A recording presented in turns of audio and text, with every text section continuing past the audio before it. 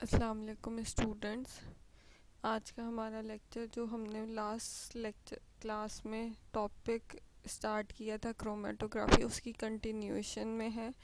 हमने क्रोमेटोग्राफी में column chromatography start करी थी। कॉलम क्रोमेटोग्राफी का हमने इंट्रोडक्शन, कैसे कॉलम पैक किया जाता है, कैसे एड्जॉर्बेंट की फिलिंग की जाती है, क्या मेथड्स हैं एड्जॉर्बेंट की फिलिंग के, वो सब हमने डिस्कस किए थे। देन फिर उसके बाद हमने सैम्पलिंग टेक्निक डिस्कस करी थी कि किस तरह से आप सैम्पल को कॉलम में ट्रांसफ़र करेंगे कि वो आपके पास यूनिफॉर्म बेड बनाए आपका सैंपल, ताकि आपकी यूनिफॉर्म सेपरेशन हो। ऐसा ना हो कि किसी एक साइड पे ज़्यादा सैंपल हो और किसी एक साइड पे कम सैंपल हो।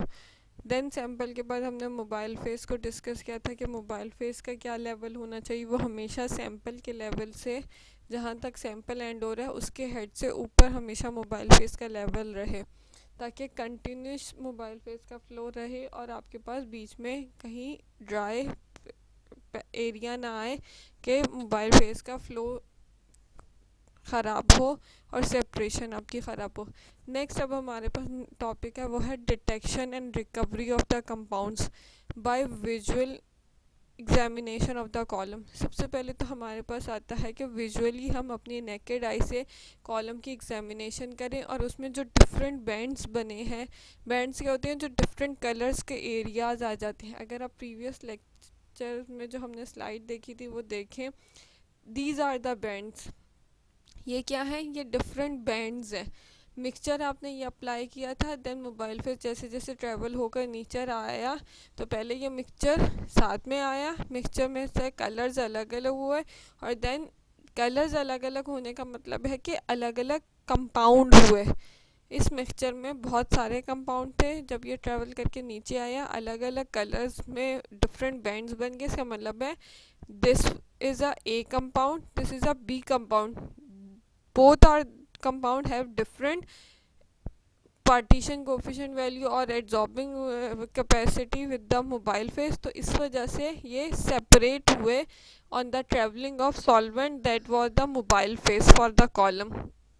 तो ये जो डिफरेंट आपके पास बैंड्स मिले, सबसे पहले तो आप जो पहला मेथड है कंपाउंड्स की आइडेंटिफिकेशन का, वो है विजुअलाइजेशन।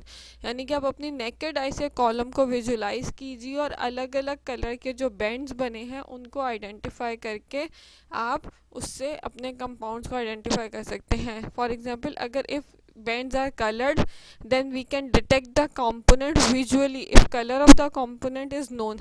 क्या है कि आपको कंपोनेंट मिक्सचर में मालूम था कि फॉर एग्जांपल ABCD 4 कंपाउंड मौजूद हैं।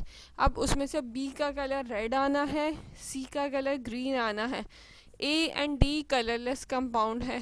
तो आपके पास B एंड C जो आपके पास कलर आए हैं, उनसे आप उनको विजुलाइज करके और उन कलर पोर्शंस को अलग अलग कलेक्ट करके उन दोनों कंपाउंड्स को इजीली आप आइडेंटिफाई कर सकते हैं on the basis of their colours. Next हमारे पास जो मेथड है अपने कंपाउंड्स को आइडेंटिफाई करने का, डिटेक्ट करने का, वो है आपके पास eluting the various components with solvent। It is however more convenient to complete the chromatogram by eluting the various component with solvent। क्या करें, आपके कंप्लीट सारे जो कंपोनेंट्स हैं वो सेपरेट करते जाएं। फॉर एग्जांपल 15-15 ml के कलेक्शंस कलेक्ट करते जाएं या 20-20 ml के कलेक्ट करते जाएं, and then the eluate is collected as a large number of fractions. हमने क्या बोला, नंबर ऑफ फ्रैक्शंस 15 बहुत सारी फ्रैक्शंस कलेक्ट होते हैं। Then assist in the obtaining better separation of component, each fraction is examine appropriately for the presence of compound by simple spot test by paper on TLC। क्या करते, क्या हम column chromatography में हमने column pack किया, then उसके ऊपर sample apply किया, देन मोबाइल फेस ट्रैवल कराना शुरू किया। हम मोबाइल फेस ट्रैवल कराते रहते हैं और 15 ml या 5 ml डिपेंडिंग अपॉन के आपके पास कैसे कंपाउंड्स हैं, आप एक स्पेसिफिक रेट सेट कर लेते हैं कि या तो हम 15 ml या स्पेसिफिक टाइम सेट कर लेते हैं कि 10 मिनट 5 मिनट तक की हम एक एक कलेक्शन लेते रहेंगे। फॉर एग्जांपल डिफरेंट वाइल्स में आप कलेक्ट करते रहते हैं, 100 ऑफ वाइल्स समटाइम आपके पास आ जाती हैं एक कॉलम से फ्रैक्शंस में। अब जो आपके पास 100 वाइल्स हैं, फॉर एग्जांपल वो स्लाइटली कलर्स में वेरी कर रही हैं, लाइट येलो, उससे थोड़ा सा डार्क, उससे डार्क, उससे डार्क, देन ग्रीन शुरू हो गया, इस तरह से वो ग्रीन के बाद ऑरेंज शुरू हो गया, ऑरेंज के बाद रेड, मतलब वो स्लाइटली ऑरेंज एंड हो रहा है, ग्रीन स्टार्ट हो रहा है, इस तरह से आपके पास नंबर ऑफ फ्रैक्शंस, और कहीं समटाइम बीच में कलरलेस बिल्कुल वाइट ट्रांसपेरेंट सॉल्वेंट भी मिलता जाता है। अब क्या करते हैं, आपके पास वो जो 100 फ्रैक्शंस कलेक्ट हुए हैं, आप क्या करते हैं, सब वाइल में से टीएलसी स्पॉट लगाते जाते हैं। टीएलसी स्पॉट लगा, एक मोबाइल फेस में उसको ट्रैवल करा है, अगर वो कंपाउंड उसमें 2 स्पॉट आ जाते हैं तो इसका मतलब है ये सेपरेट नहीं हुआ।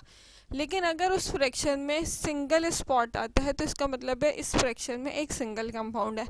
अब नेक्स्ट फ्रैक्शन की भी आप उसी तरह से टीएलसी लेते हैं, और अगर उसकी आरएफ की वैल्यू नेक्स्ट जो फ्रैक्शन है और प्रीवियस वन की आरएफ की वैल्यू दोनों की सेम होती है, तो आप क्या करेंगे, उन दोनों फ्रैक्शंस को मिक्स कर देंगे कि इन दोनों फ्रैक्शंस में सेम कंपाउंड अभी आपके पास आ रहा है। समटाइम्स आपके पास आता है 10-15 फ्रैक्शंस तक या 15 फ्रैक्शंस तक सेम कंपाउंड आ रहा होता है।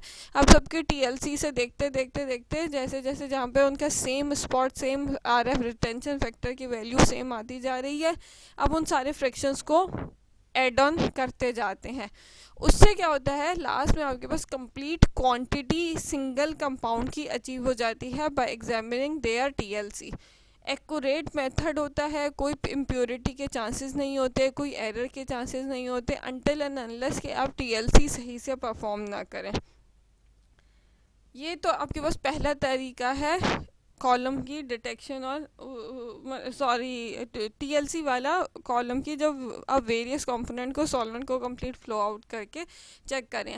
सेकेंड आपके पास मेथड है by passing UV light compound can be detected visually. For example कहीं पे आपके कलरलेस कंपाउंड मिले हैं, उन पे आप यूवी लाइट को पास करें, अल्ट्रावायलेट लाइट को पास करें, और उसमें वो फिर जो कलर आपको शो कर रहा है उससे आप उस कलर की बेसिस पे उसको ऐड ऑन, उन फ्रैक्शंस को ऐड ऑन करते जाएं, और आपको सिंपल कंपाउंड एक कंपाउंड की टोटल क्वांटिटी मिलती जाएगी। इसी वजह से कॉलम क्रोमेटोग्राफी को हम क्वालिटेटिव पर्पस के लिए प्लस क्वांटिटेटिव पर्पस के लिए भी यूज़ करते हैं, कि कोई एक प्लांट लिया, आपने प्लांट की फॉर एग्जांपल लीव्स का या स्टेम का इतने ग्राम हमने स्टैम्प ली थी, उसका हमने एक्सट्रैक्ट निकाला। एक्सट्रैक्ट कैसे निकाला, आपने उसको सॉल्वेंट में डिप करके रखा, उसने उसमें अपना एक्सट्रैक्ट आउट किया, आपने उसको सॉल्वेंट को एवापोरेट करके लास्ट में कंसनट्रेटेड एक्सट्रैक्ट मिल गया आपको। अब उस कंसनट्रेटेड एक्सट्रैक्ट को आप कॉलम क्रोमेटोग्राफी में अप्लाई करके एक तो कंपाउंड्स, डिफरेंट कंपाउंड्स को आइडेंटिफाई करेंगे कि इस एक्सट्रैक्ट में कितने कंपाउंड मौजूद हैं और एक इंडिविजुअल कंपोनेंट की कितनी कितनी क्वांटिटी मौजूद है। ये आप कॉलम क्रोमेटोग्राफी से दोनों चीज़ें मालूम कर सकते हैं।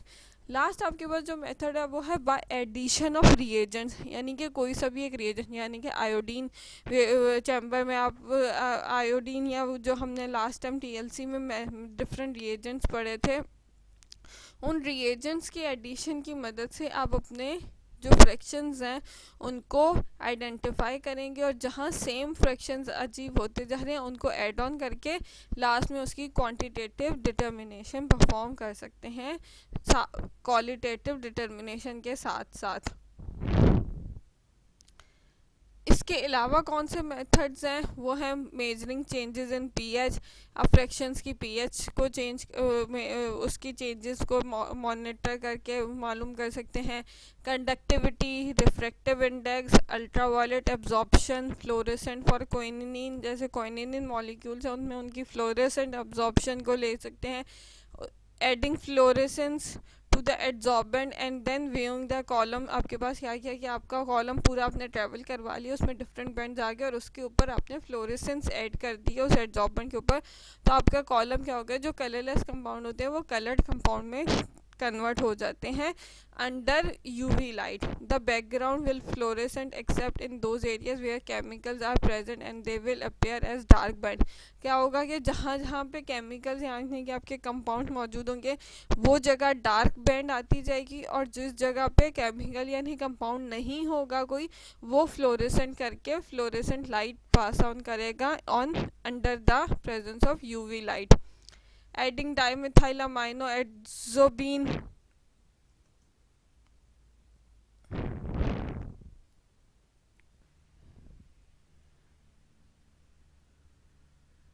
With silica gel to identify alkaloids. जो डिफरेंट अल्कोलॉइड्स हैं उनकी आइडेंटिफिकेशन के लिए क्या किया जाता है, डाइमिथाइल अमाइनो एज़ोबीन ऐड किया जाता है। The silica will appear red coloured except where the alkaloids are present. ये भी क्या है, कॉलम में ही इसको ऊपर से डाल रहे हैं। जो ये फ्लोरेसेंस है इसको भी आपने कॉलम पूरा ट्रेवल करा लिया, उसके बाद आपने क्या किया, मतलब लास्ट तक मोबाइल फेस आ गया, यानी कि कंपाउंड सेपरेट होकर आ गए। अब इसमें आप क्या करते हैं, फ्रैक्शंस अभी नहीं आपने कलेक्ट किए हैं, उससे पहले क्या करते हैं आप फ्लोरेसेंस ऐड करते हैं, या अगर आपके पास मिक्सचर्स में अल्कोलॉइड्स मौजूद है तो आप डाइमिथाइल अमाइनो एज़ोबीन ऊपर से ऐड करते हैं। वो सिलिका से, जैसे आपका मोबाइल फेस ट्रेवल होकर आया था, ये भी पूरे इस तरह से ट्रेवल होकर नीचे आता है। जब ट्रेवल होके नीचे आता है तो क्या होगा, जिस जिस जगह पे खाली सिलिका होगा वो रेड कलर में अपेयर होता है, और जहाँ जहाँ अल्कोलॉइड्स प्रेजेंट होंगे वो डिफरेंट कलर देते हैं। और ये आपके पास अल्कोलॉइड्स की इजी आइडेंटिफिकेशन है by adding dimethyl amino azobenzene. Adding ethereal solution of ferric chloride with alumina to identify organic compounds। अगर आपके पास ऑर्गेनिक कंपाउंड है मिक्सचर में तो आप क्या कर सकते हैं, इथेरियल सॉल्यूशन ऑफ, यानी कि फेरिक क्लोराइड का इथेरियल सॉल्यूशन आप उसी तरह से कॉलम में ट्रेवल करवाएंगे, और ऑर्गेनिक कंपाउंड रिएक्ट करता है फेरिक क्लोराइड से और उसकी वजह से डिफरेंट कलर्ड कंपाउंड देता है।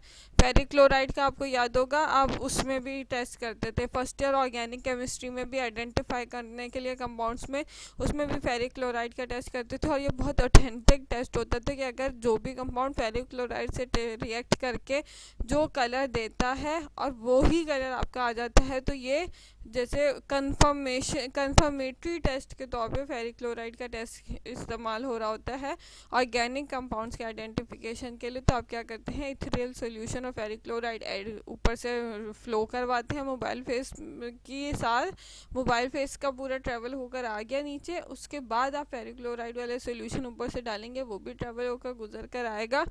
तो क्या करेगा, आपका जहाँ जहाँ ऑर्गेनिक कंपाउंड होगा वो फेरिक क्लोराइड से रिएक्ट करेगा और डिफरेंट कलर्ड शो करेगा, जिससे आप उसको कंफर्म करके उसके जब डिफरेंट कलर्स अपीयर हो गए देन और ऊपर से मोबाइल फेस ट्रेवल करवा के आप हर एक कलर्ड फ्रैक्शन को अलग अलग कलेक्ट कर लेंगे। इन सारे मेथड्स में जो 6, 7, 8 है, इन सब में ऐसे ही है कि आपका मोबाइल फेस नीचे एंड तक ट्रेवल होकर आ गया, उसके बाद आपने रिस्पेक्टिव उसका केमिकल डाला, जैसे फ्लोरेसेंस है या डाइमिथाइल अमाइनो एज़ोबीन है या ethereal solution of ferric chloride है, इनको ऊपर से डाला। ये जब तक नीचे तक ट्रैवल होकर आए आपके पास डिफरेंट कलर्स अपेयर हो गए। अब जब कलर्स आपके पास अपेयर हो गए हैं, फिर आप और ऊपर से मोबाइल फेस डालते हैं ताकि वो और ट्रैवल करके ये सारे बैंड्स और नीचे आए ट्रैवल करके, और फिर इंडिविजुअल कलर्ड कंपाउंड जो कि इंडिविजुअल कंपोनेंट को शो कर रहा हो उसको अलग अलग फ्रैक्शंस के तौर पर आप कलेक्ट कर लेते हैं। ये अदर विजुअलाइजेशन मेथड्स हैं जिनमें आपके पास इसके अलावा जो 1 से लेके 5 तक थे, ये जो इंडिविजुअल जैसे 5 मिनट या 10 मिनट की या 15 ml या 10 ml की इंडिविजुअल फ्रैक्शंस कलेक्ट कर करके, और फिर हर उसकी पीएच चेक कर करके जहाँ पे सेम पीएच आ रही है, सेम कंडक्टेंस शो कर रहा है, सेम रिफ्रैक्टिव इंडेक्स दे रहा है, सेम यूवी एब्जॉर्प्शन दे रहा है, उन सारे फ्रैक्शंस को ऐड ऑन करते जाते हैं, और जहाँ पे डिफरेंट आता है वो नेक्स्ट कंपाउंड को कंसिडर करके उसको अलग रखते जाते हैं। ये सारे मेथड्स हैं, आपने कंप्लीट ट्रैवल करवा लिया और उसके बाद उसको आइडेंटिफाई करवाया। जो 6, 7, 8 मेथड है वो क्या है, आपका ट्रैवल होकर एंड तक आया, फ्रैक्शंस कलेक्ट नहीं किया आपने, उसके बाद आपने रिस्पेक्टिव उसका केमिकल डाला, उसने जो कलर्स आपको अपेयर हो गए कॉलम में, डिफरेंट बैंड्स आपको विजुलाइज हो गए। जब डिफरेंट बैंड्स विजुलाइज हो गए, अब ऊपर से और मोबाइल फेस ट्रैवल करवाएंगे और इंडिविजुअल फ्रैक्शंस आप कलेक्ट करते जाएंगे। आई होप ये आपको अच्छे से क्लियर हो गया होगा, इसमें कोई कन्फ्यूजन नहीं होगी। हम आगे चलते हैं। देन हमारे पास है stationary phase used in column chromatography. कौन कौन से स्टेशनरी फेज हैं, यहाँ तक तो हमने डिस्कस कर लिया कॉलम किस तरह से प्रिपेयर होता है, किस तरह से देन उसको परफॉर्म किया जाता है, और किस तरह से डिफरेंट कंपाउंड्स आप कलेक्ट करते हैं, और फिर कलेक्शन के बाद उनकी आइडेंटिफिकेशन एंड रिकवरी, यानी कि इंडिविजुअल कंपोनेंट की क्वांटिटी किस तरह से उसको रिकवर किया जाता है। स्टेशनरी फेज जो कि एड्जॉर्बेंट के तौर पे एक्ट कर रहे हैं, वो कौन कौन से यूज़ किए जाते हैं कॉलम क्रोमेटोग्राफी में। सबसे पहले तो है silica gel, then alumina, silicic acid, sodium carbonate, calcium carbonate, charcoal, fuller's earth, sucrose, starch etcetera. लेकिन सबसे मोस्ट कॉमनली जो एड्जॉर्बेंट यूज़ होता है कॉलम क्रोमेटोग्राफी में वो सिलिका जेल है और एल्यूमिना है। ये मोस्ट कॉमन एड्जॉर्बेंट यूज़ होता है क्योंकि इनकी सबसे अच्छी एड्जॉर्बिंग कैपेसिटी है विद डिफरेंट, उसके बाद जब डिफरेंट एड्जॉर्बेंट कैपेसिटी होगी तो वो ईजिली कंपोनेंट सेपरेट होकर आते हैं। वरना जो बाकी आपके पास एड्जॉर्बेंट है उनका कुछ स्पेसिफिक कंपाउंड्स के लिए है, आप उनको ये बोला जा सकता है कि उनसे नंबर ऑफ कंपाउंड्स को सेपरेट नहीं कर सकते हैं। उसमें किसी सेलेक्टिव कैटेगरी के लिए कोई सेलेक्टिव एड्जॉर्बेंट यूज़ हो सकता है, लेकिन सिलिका जेल और एल्यूमिना है वो ऑलमोस्ट एवरी कंपाउंड्स के लिए यूज़ होता है। और आपके पास मिक्सचर में कोई सा भी कंपाउंड है सिलिका जेल का एड्जॉर्बेंट होगा तो वो as a best stationary phase के तौर पर एक्ट करके आपके पास अच्छी सेपरेशन देगा। These adsorbent are solid in different mesh size। अब क्या है mesh size क्या इम्पोर्टेंट होता है, mesh size यानी कि उसका पार्टिकल साइज, उसका जो इंडिविजुअल वो है कंपोनेंट या इंडिविजुअल यूनिट का जो साइज़ है वो बहुत इम्पॉर्टेंट होता है। क्योंकि जितना फाइन मैश साइज़ होता है उतनी फाइन सेपरेशन आती है। फाइन मतलब जितना छोटा मैश साइज़ होगा उतनी अच्छी सेपरेशन आती है, लेकिन जितना छोटा मैश साइज़ होता जाता है उतनी सेपरेशन देर से होती है, क्योंकि मोबाइल फेस ट्रैवल करने में उतना ज़्यादा टाइम लेता है। तो अगर सिंपल कॉलम क्रोमेटोग्राफी आप कर रहे हैं, यूज़ कर रहे हैं, अच्छा यहाँ पे क्या लिखा हुआ है, mesh size as indicated by number on the bottle label such as silica gel 60 और सिलिका जेल 230 400। तो ये जो बॉटल पे ये इस तरह से मेंशन होता है, इससे इसकी ये मैच साइज को ये इंडिकेट कर रहा होता है। The larger the match size the smaller the adsorbent particle. जितना मैच साइज का नंबर बड़ा होगा, जैसे कि लिखा हुआ सिलिका जेल 230 to 400, ये इसके एड्जॉर्बेंट के पार्टिकल्स का साइज़ उतना छोटा होगा। जैसे सिलिका जेल 60 है, उसका एड्जॉर्बेंट के जो पार्टिकल साइज़ है वो बड़ा होगा। Silica gel 60 to 230 is used in gravity column chromatography. 70 से 230 जो है वो ग्रेविटी, यानी कि जहाँ पे मोबाइल फेस ने ट्रैवल करके आना है, जहाँ पे आपको, क्योंकि यहाँ पे अगर आप बहुत फाइन यूज़ करते हैं पार्टिकल साइज़, बहुत स्मॉलर पार्टिकल साइज़ यूज़ करते हैं तो बहुत टाइम लेगा ग्रेविटी, यानी कि ग्रेविटी उसका मोबाइल फेस को पुल करने में बहुत ज़्यादा टाइम लेगा। और अगर आप कोई जैसे फ्लैश क्रोमेटोग्राफी है जिसमें हमने डिस्कस किया था कि ऊपर पंप अटैच है जिससे आप मोबाइल फेस के फ्लो को मॉनिटर कर सकते हैं या उसको बढ़ा सकते हैं, तो उस सिचुएशन में आप ज़्यादा फाइन पार्टिकल साइज़ यूज़ करते हैं ताकि ज़्यादा अच्छी सेपरेशन हो। हमने क्या डिस्कस किया, हमने कहा जितना पार्टिकल साइज़ छोटा होगा उतनी ज़्यादा अच्छी सेपरेशन होगी, लेकिन उतनी ज़्यादा अच्छी सेपरेशन की कॉस्ट क्या है, मोबाइल फेस ट्रैवल उतना स्लो होगा। क्योंकि जितना मोबाइल फेस ट्रैवल स्लो होगा उतना ही क्या होगा, अलग अलग कंपाउंड ज़्यादा स्पेस में कंप्लीट सेपरेट होगा। वरना मोबाइल फेस अगर फास्टली ट्रैवल करके आ रहा है तो हो सकता है उसकी वजह से क्या होता है कि एक कंपाउंड प्रॉपरली एंड नहीं हो रहा और दूसरा कंपाउंड स्टार्ट हो रहा है।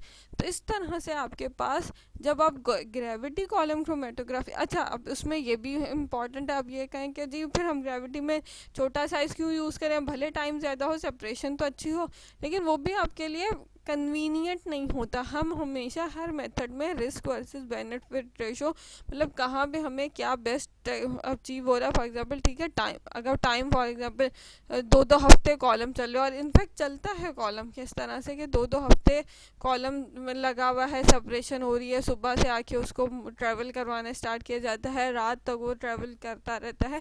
तो इस तरह से अच्छा खासा टाइम लेते हैं कॉलम सेपरेशन करने में डिफरेंट कंपाउंड्स को।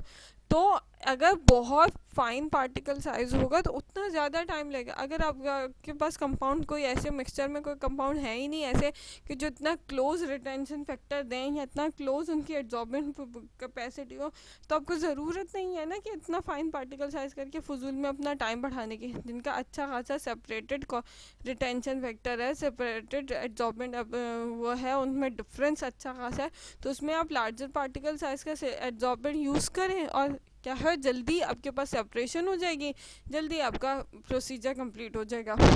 हाँ, उतना फाइन पार्टिकल साइज आपको यूज़ करना है जब आपके पास कोई ऐसे कंपाउंड्स हैं जो कि बहुत close adsorbent value partition coefficient की वैल्यू रखते हैं, उनका बहुत क्लोज ट्रैवलिंग रेट है, तो उसमें आप क्या कहते हैं, पार्टिकल साइज बहुत फाइन रखते हैं।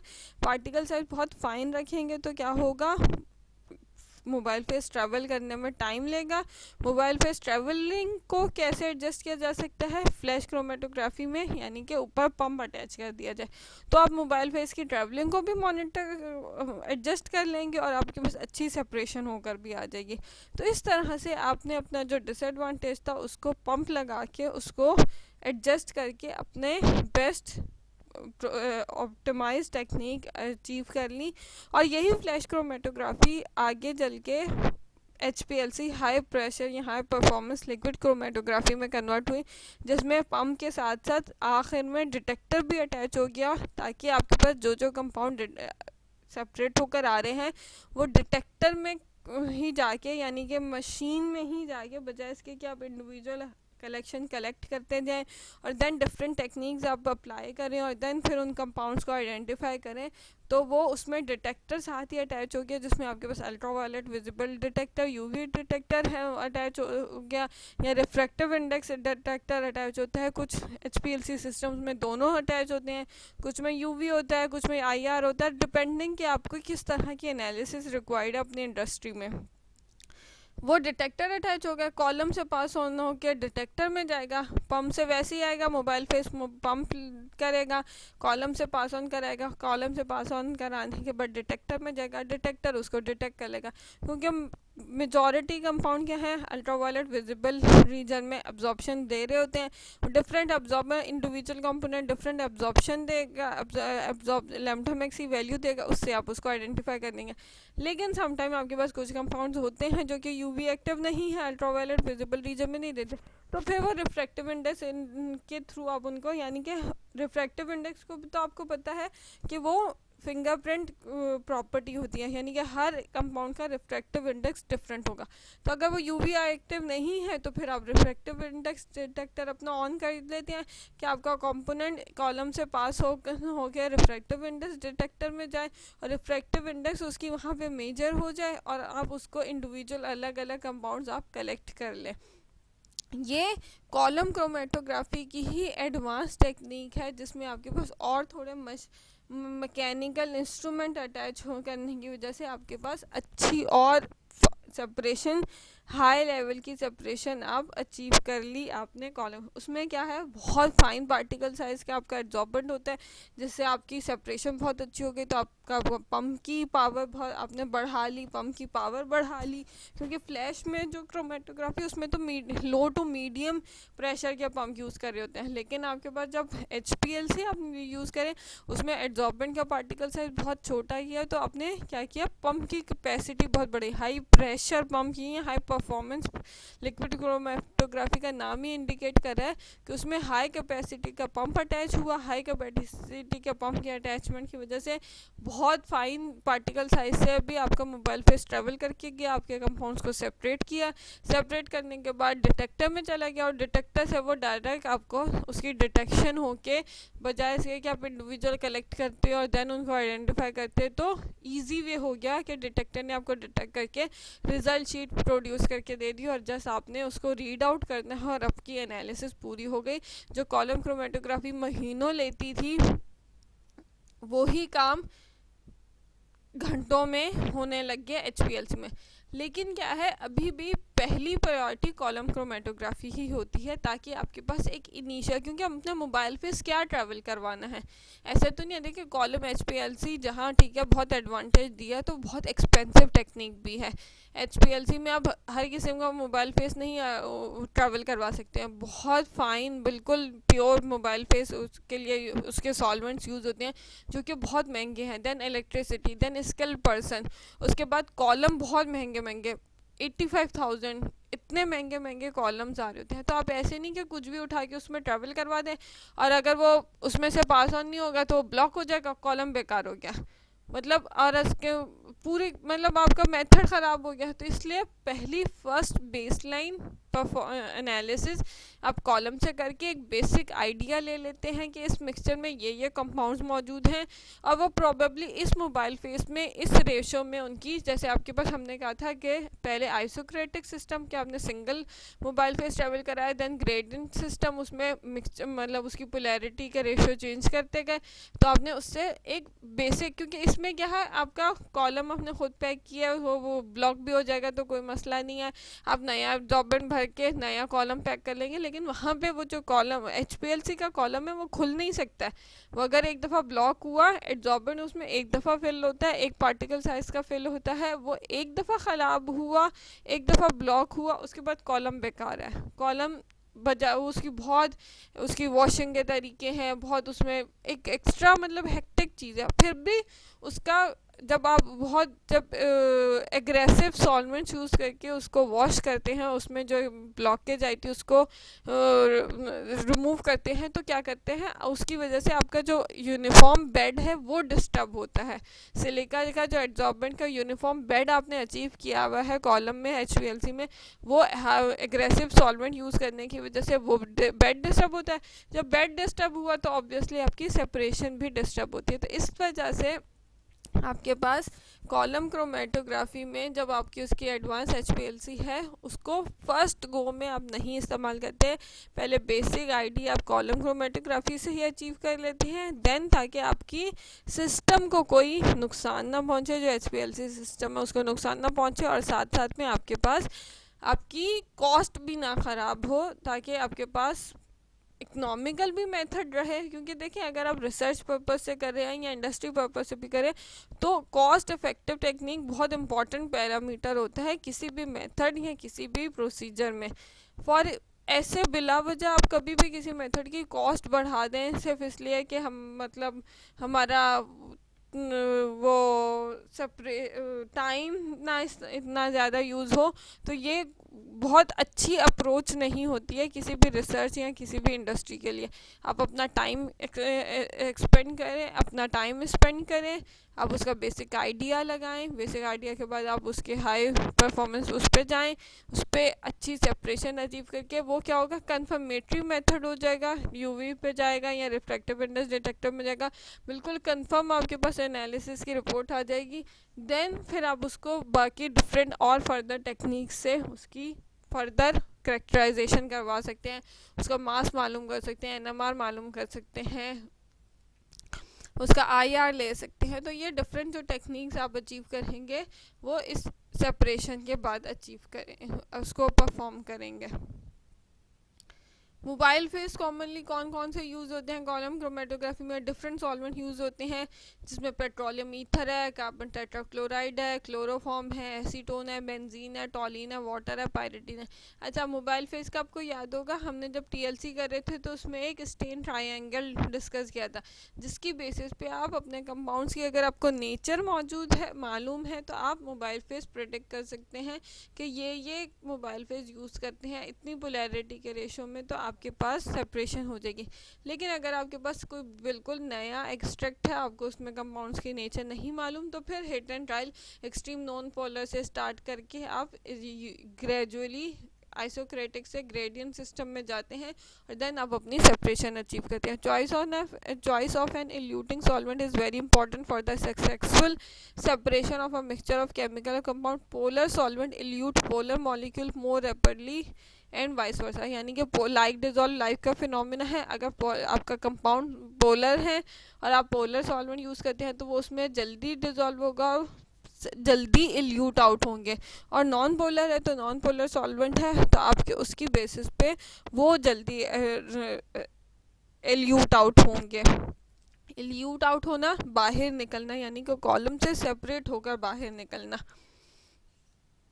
फैक्टर अफेक्टिंग सेपरेशन, कौन कौन से फैक्टर्स हैं जो कि इफेक्ट करते हैं सेपरेशन टेक्निक पे? सबसे पहले तो particle size of stationary phase हमने ऑलरेडी डिस्कस किया। जितना फाइन पार्टिकल साइज होगा, जितना छोटा पार्टिकल साइज होगा, उतना मोबाइल फेस ट्रैवल करना मुश्किल होगा। जितना मोबाइल फेस ट्रैवलिंग स्लो होगी, उतनी अच्छी सेपरेशन आएगी। So reducing the particle size increase the surface area. इसके पीछे लॉजिक क्या है कि जितना पार्टिकल साइज छोटा होता है, सरफेस एरिया बढ़ता है और इम्प्रूव सेपरेशन होती है। उसकी वजह से सेपरेशन बढ़ती है, क्योंकि आपके पास सरफेस एरिया ज़्यादा है। मोबाइल फेस की ट्रैवलिंग के लिए वो टाइम ज़्यादा ले रहा है, तो आपके पास अच्छी सेपरेशन होगी। However reduction of the particle size will decrease the flow rate of the mobile face. लेकिन क्या है, दूसरी क्या इसका एडवांटेज है कि जैसे जैसे आपका पार्टिकल साइज का साइज छोटा होता जाएगा, मोबाइल फेस का फ्लो रेट स्लो होता जाएगा।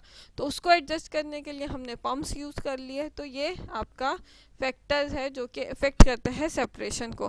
इन HPLC we use very fine particle to get very good separation. The flow rate problem is solve by the use of high pressure pump to push the mobile phase through the stationary phase. Columns are made of stainless steel to withstand the high pressure. तो क्या किया गया इसमें HPLC में, मैं ये point आपको थोड़ा बहुत डिस्कस पहले भी कर चुकी हुई हूँ कि हमने HPLC में क्या किया गया, बहुत हाई एक्यूरेसी की सेपरेशन अचीव करने के लिए मोबाइल पार्टिकल साइज एड्जॉर्बेंट का बहुत कम किया, और उसके फ्लो रेट को एडजस्ट करने के लिए हमने क्या किया, हमने हाई प्रेशर का पंप्स यूज़ कर लिया। अब जब हाई प्रेशर के पंप यूज़ किया और अगर आपका ग्लास का कॉलम होता है तो वो ग्लास टूट जाने का खतरा था, तो उसके लिए स्टेनलेस स्टील के कॉलम यूज़ किए और उस स्टेनलेस स्टील में एड्जॉर्बेंट फिल किया और उसके एंड्स को इनक्लोज कर दिया।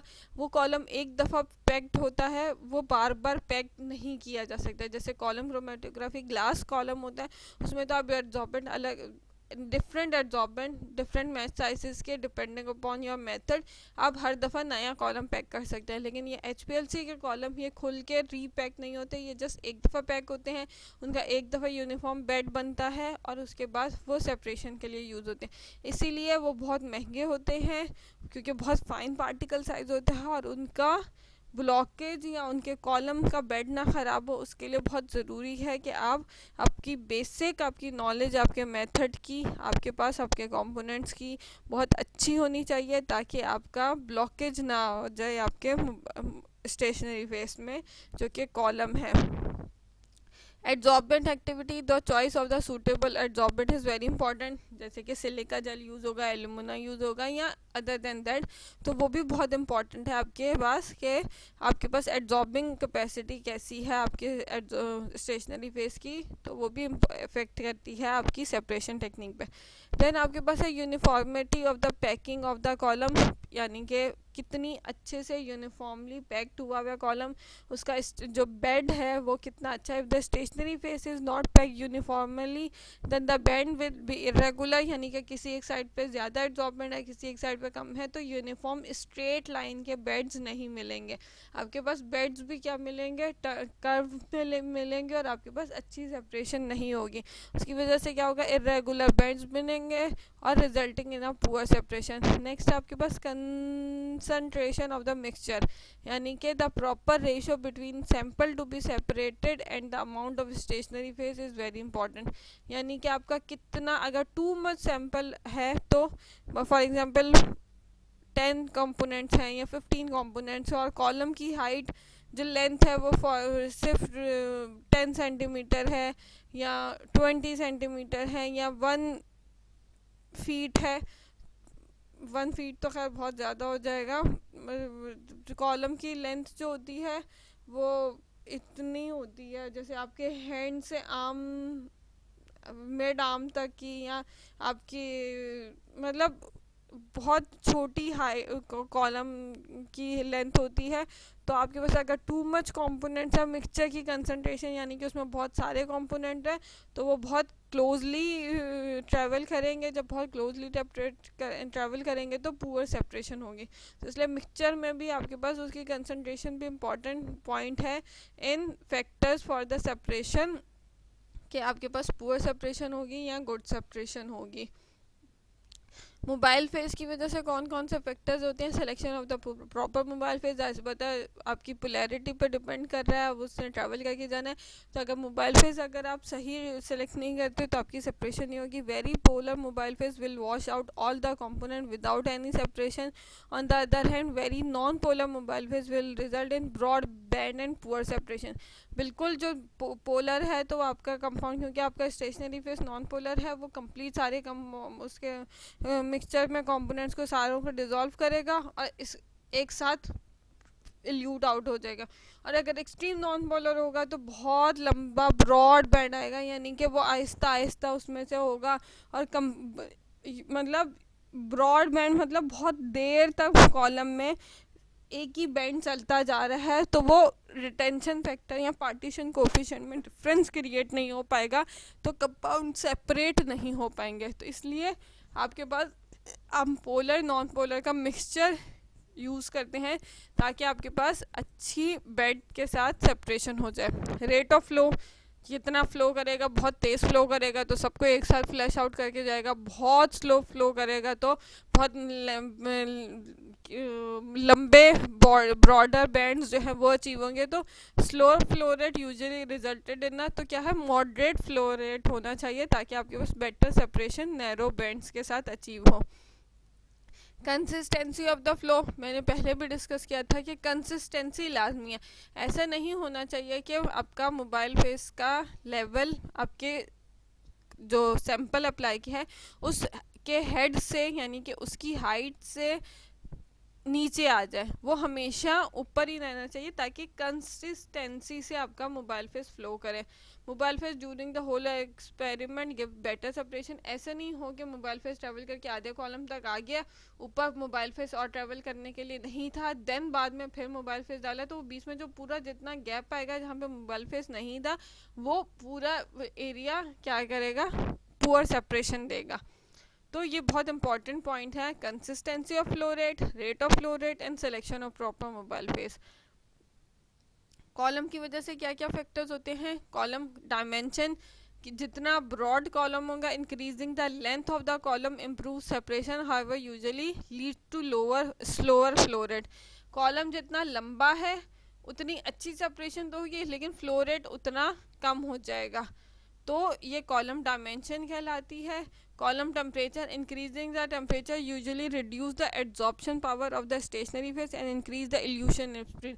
अगर कॉलम टेम्परेचर अच्छा, क्योंकि जो नॉर्मल आपका कॉलम क्रोमेटोग्राफी है उसमें कॉलम टेम्परेचर अचीव करना थोड़ा मुश्किल है। HPLC में कॉलम टेम्परेचर अचीव हो जाता है क्योंकि कॉलम आप अवन के अंदर प्रेस कर लेते हैं। आपके पास HPLC सिस्टम में ही अवन भी मौजूद होता है। आपका कॉलम अगर आप अवन का टेम्परेचर सेट कर देते हैं 37 डिग्री सेंटीग्रेड या 45 डिग्री सेंटीग्रेड, तो उसमें आप कॉलम टेम्परेचर HPLC में इजीली अचीव कर सकते हैं। तो आपके पास क्या है, कॉलम टेम्परेचर, जितना कॉलम का टेम्परेचर बढ़ेगा उतनी एड्जॉर्बेंट पावर कम होगी, यानी कि जो स्टेशनरी फेस के साथ एडहेयर होना है आपके मिक्सचर में कंपोनेंट्स ने, वो पावर कम हो जाएगी और आपकी इल्यूजन पावर यानी कि बाहर निकलने की स्पीड बढ़ जाएगी। दिस में lead to decrease in separation efficiency.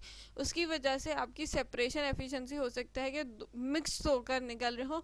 तो इसलिए मॉडरेट टेम्परेचर रखना चाहिए, ना बहुत लो टेम्परेचर हो ना बहुत हाई टेम्परेचर हो। तो इसलिए कॉलम ओवन भी HPLC का एक इम्पॉर्टेंट पार्ट है, क्योंकि जिस एरियाज़ में बहुत ज़्यादा सर्दी है वहाँ पे आपको 37 डिग्री सेंटीग्रेड पे, या जिस एरियाज़ में बहुत ज़्यादा गर्मी है वहाँ पे भी आपको 37 डिग्री सेंटीग्रेड पे अपने कॉलम ओवन के टेम्परेचर को मेंटेन करना पड़ता है, ताकि आपकी गुड सेपरेशन अचीव हो सके। कॉलम पार्टीशन क्रोमेटोग्राफी, यहाँ तक हमने कौन सा कर रहे थे, कॉलम। अब नेक्स्ट हमारे पास टेक्निक है कॉलम, वो कॉलम एड्जॉर्प्शन टेक्निक थी, ये कॉलम पार्टीशन क्रोमेटोग्राफी है। अभी तक जो हम डिस्कस कर रहे थे वो कॉलम एड्जॉर्प्शन था। नेक्स्ट हमारे पास कॉलम पार्टीशन क्रोमेटोग्राफी है। In column partition chromatography, the separation of component in partition chromatography is based on the partition coefficient of the individual component. इसमें क्या होगा, partition coefficient की difference of values की वजह से आपके mixture में component separate होंगे between a liquid stationary phase and gaseous liquid mobile phase. Column partition chromatography में क्या होता है, लिक्विड स्टेशनरी फेस होता है और गैस मोबाइल फेस होता है। But in case of column partition chromatography the mobile face is liquid. लेकिन कॉलम क्रोमेटोग्राफी में क्या है कि आपका लिक्विड ही स्टेशनरी फेस होगा और लिक्विड ही मोबाइल फेस होगा।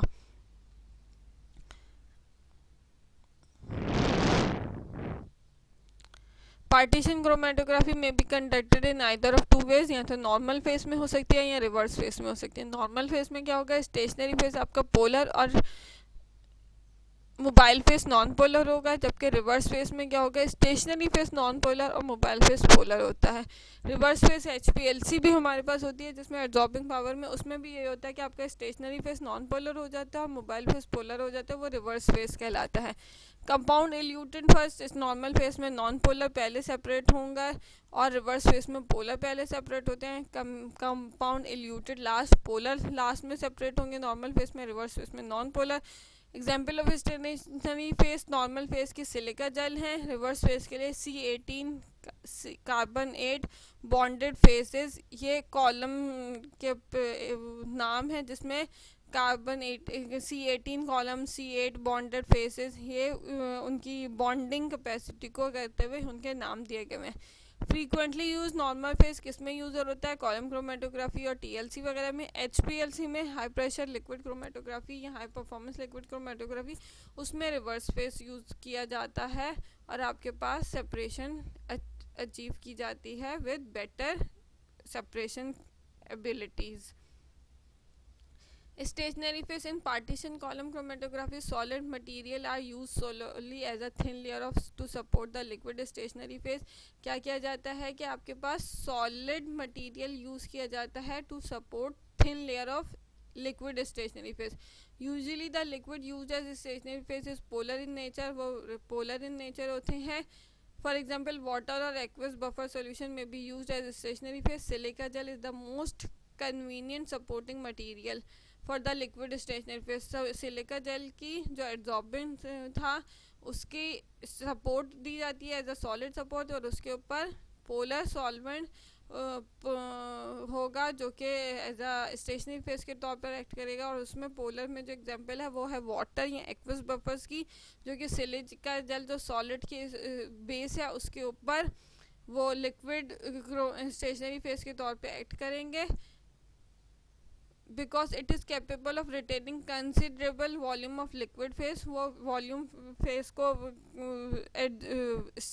सिलिका जेल क्यों हम सॉलिड सपोर्ट के लिए यूज़ करें, क्योंकि वो considerable volume of liquid phase को कंसिडरेबल रख सकता है। Cellulose powder can also be use as supporting material. Silica gel के साथ साथ सेलुलोज पाउडर भी यूज़ किया जा सकता है as a supporting material. Organic liquids or solvent may also be used as a stationary phase. In this case, अगर आप ऑर्गेनिक लिक्विड या सॉल्वेंट्स यूज़ कर रहे हैं स्टेशनरी फेस में तो फिर आप सिलिका जेल या सेलुलोज नहीं यूज़ करते, फिर आप उसके पास केसल घोर एक कंपाउंड है उसकी सॉलिड सपोर्ट यूज़ करते हुए ऑर्गेनिक कंपाउंड्स या सॉल्वेंट्स यूज़ कर रहे होते हैं एज ए स्टेशनरी फेस।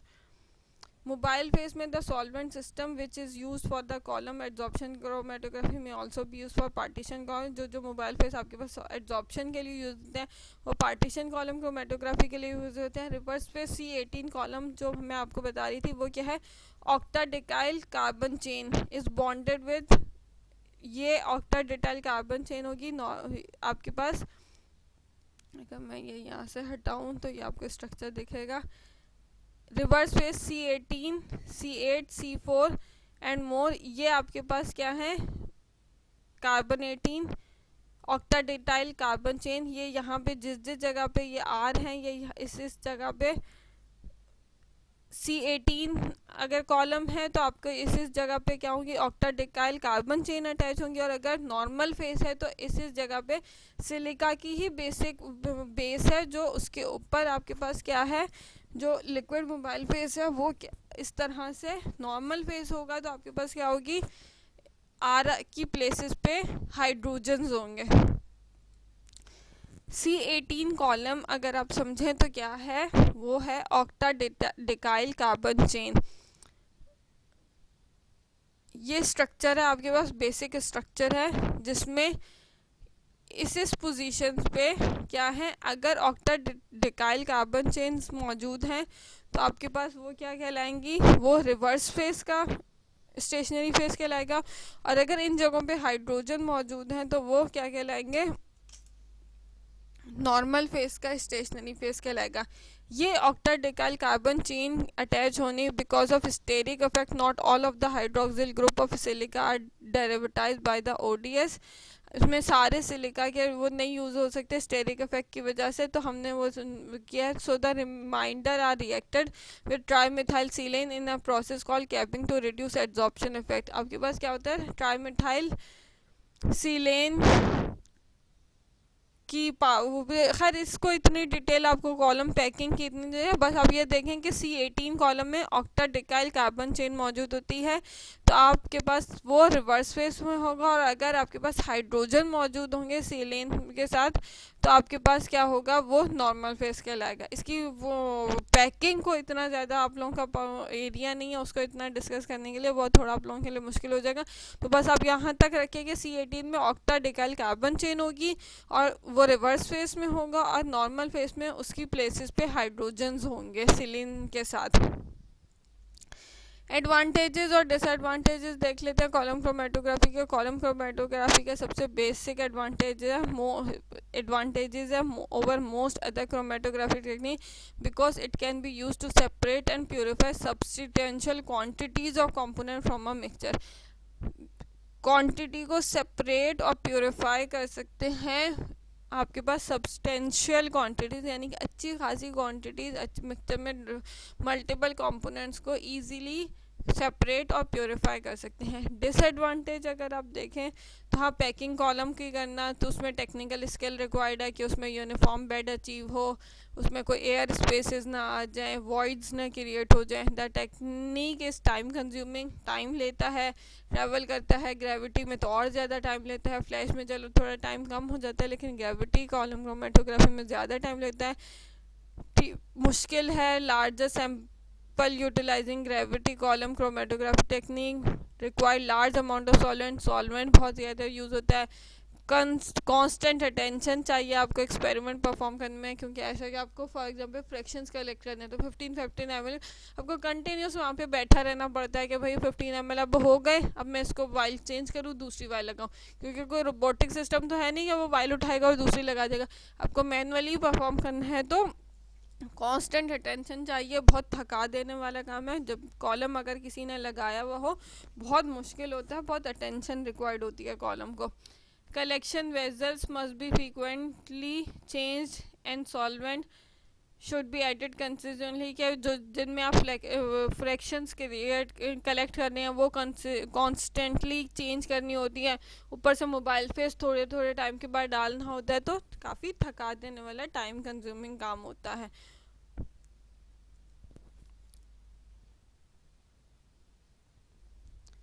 ये यहाँ पे आपका कॉलम क्रोमेटोग्राफी ख़त्म हो गया।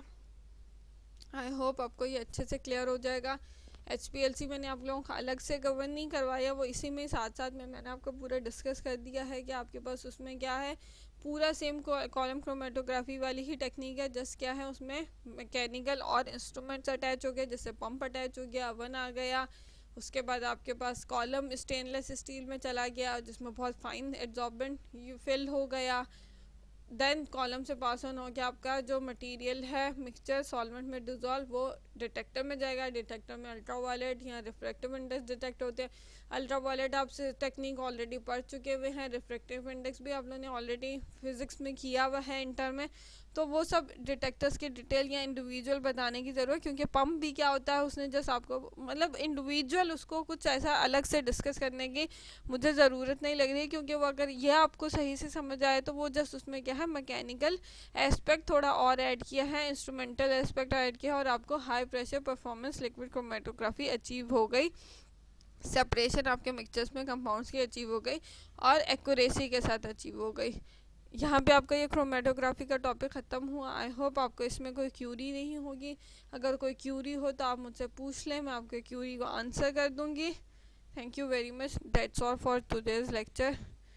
अल्लाह हाफिज़। Take care yourself.